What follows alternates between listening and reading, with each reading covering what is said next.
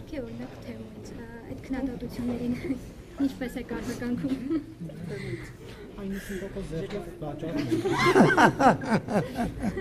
Լավ, ես շնորհավորում եմ Սերժ Սարգսյանին, որ տենց մեծ հաջողություն ունի։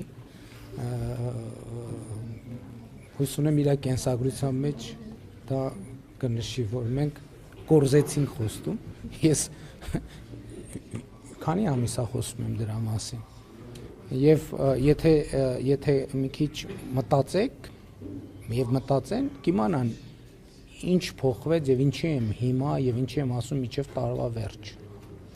Ինչն է պատճառը, որ ասում եմ միջև տարվա վերջ, բայց հրապարակ պահին գուցե կմեկնաբանեմ։ Նամակ եք ասել Սերժ Սարգսյանից նամակ։ Չէ, ես ուզում եմ ասեմ, որ ասել եմ, որ փաթեթը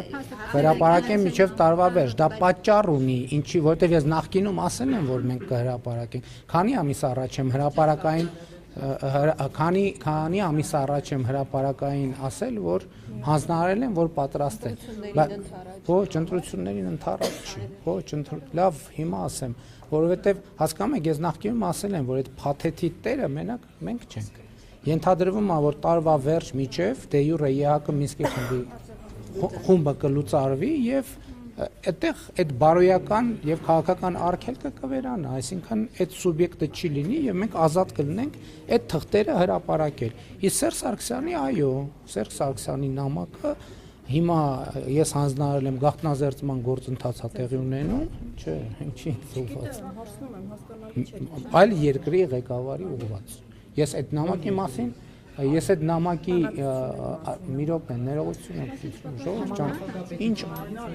կլինի, ես գնամ դուք հարցազրույցան։ Դե հերթու կարգ պետք է լինի, չէ։ Հիմա չեմ կարող ասել, կհրապարակեմ, կտեսնեք։